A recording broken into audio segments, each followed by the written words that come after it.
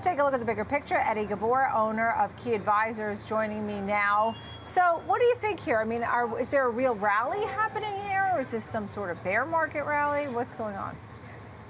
I think it's a bear market rally. I mean, this is very typical in bear markets, like 08, 09, the tech bubble burst. And look, you can see some non-quality companies that are on the potential brink of bankruptcy rallying, So when you see that, it just kind of goes to show the type of market that we're in. And look, I need to see the economic data strengthen or at least flatten out before we turn bullish. But I think that one thing to us that is clear is that the consumer is their strength is deteriorating. We have the cost of capital for corporations that are extremely high relative to where they were a year ago. And I think as we get more and more earnings numbers in the coming weeks and hear from big tech, that it's going to be clear that we are still in a bear market. We're not out of the woods. And I think we're going to hit new lows before we hit new highs. So we're going to continue to be patient here and see how the chips fall. Were you surprised to hear so many of the bank CEOs talking about a mild recession on its way? That seemed to be the most likely case. I think they're always going to use the word mild to hedge it, right? They're not going to be like me and come out and be so blunt and say that I don't think a soft landing is possible considering how fast rates have increased. But look, they don't want to disrupt the apple cart. So I just don't see how a soft landing is in the equation if the Fed is not going to cut rates. I don't see them cutting rates. And again, the argument of the Fed cutting rates, to me, supports the fact that the economy would get worse, because if you think the Fed's going to cut rates, they're only going to cut rates if things get really bad economically. Otherwise, what's the purpose of cutting rates? So you got the Fed working against us. We got earnings. And look, this is just a normal cycle that we see every 7 to 10 years where you're going into a recession, and everything from the bond market to the consumer to earnings to real estate is pointing that things are going to get weaker, not stronger. So I don't see that as a bullish sign. Right, understood. I mean, at this point now, we'll be waiting on the PPI report. Do you think that will be telling? We've got in the manufacturing, New York manufacturing, and that showed contraction. I mean, we've seen some of the prints just basically slower growth, inflation coming down. Is the Fed doing too much? And what do you expect from the PPI? So I think you're going to see over the next several months, CPI is going to trend downwards because we are, in our opinion, heading into a recession. And that's what happens when demand starts to go away. You're going to see prices come down. So there are time periods where CPI going down is not a bullish catalyst.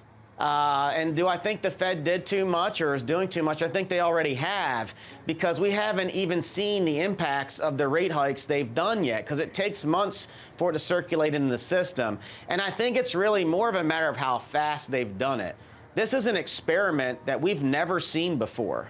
And I'm not willing to sit back and bet on them being able to navigate this and assume that they're going to be able to do a soft landing. I'd rather sit on the sidelines with a big percentage of client assets and wait and see if they're actually able to navigate it. I think the probability of them navigating a soft landing with as fast as they've moved on tightening during an economic slowdown, I think that's a very low probability. Right. So at this point now, I sense your tepidness and concern. What do you tell investors? So right now, a big bulk of our assets that we manage in our tactical strategies is in cash. Look, money markets are giving us yields now that we haven't had in quite a long time. And so our security positions that we would buy on weakness would be things like healthcare, consumer staples, maybe even utilities.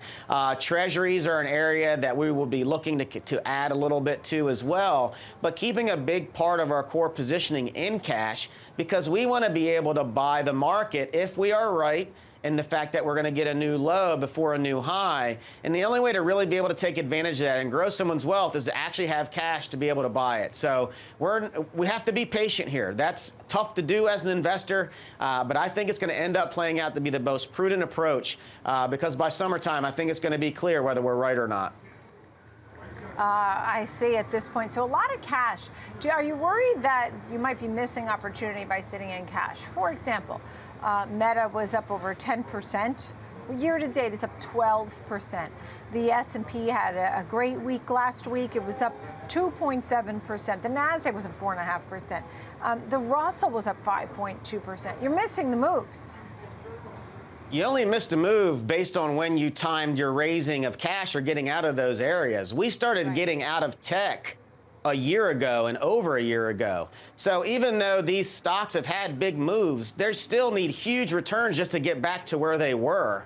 And again, it's very typical to see the things that have sold off the most to have the bigger rallies and bear bounces. But look, anyone that bought bear bounces last year ultimately watched the market make a new lower low. So they may have looked pretty smart in making that trade for 2, 3, 4 weeks. But after that, it made new lows. And I think all of those you can look at pre-COVID levels, and that's where I think they're going. So again, we're looking at the trend, and the trend to us is going down. So I don't worry about a 1 or 2 or 3 week move because we're looking at it from a total scope perspective. And again, the timing of when we raised cash was pretty good. So we have the luxury of being able to be patient and not having to chase.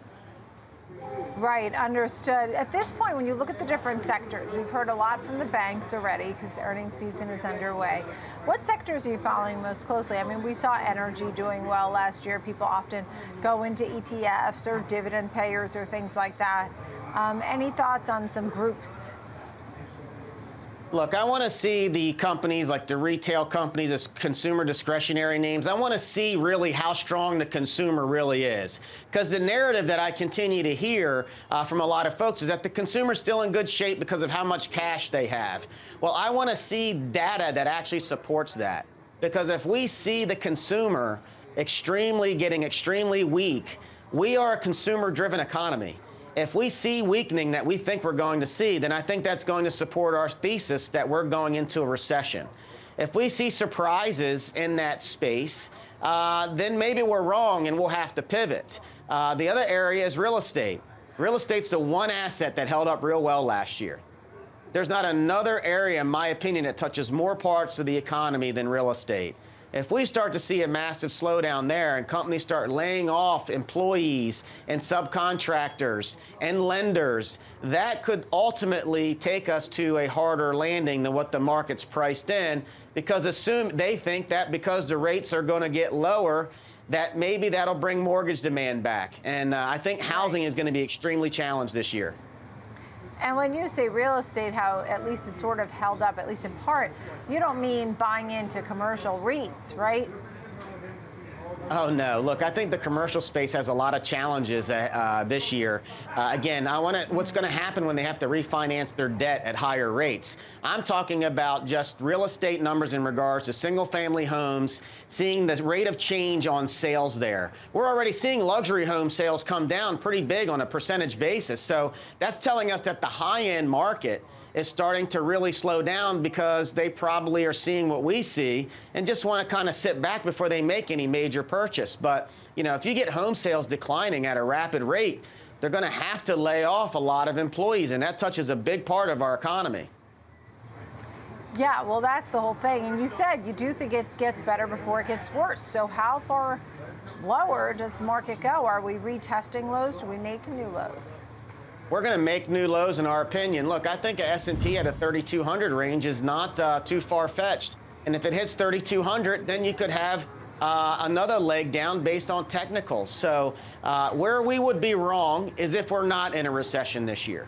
If we do not go into a recession, then we're going to be wrong in our assessment of where the market is going. If we are going to have a hard landing, it is our opinion that we will be right in regards to our market assessment. And again, I think in the next several months, the data that's going to come out from earnings and corporations are going to really be very telling, again, on who's right, whether this is a new bull market or this is nothing more than a bear bounce.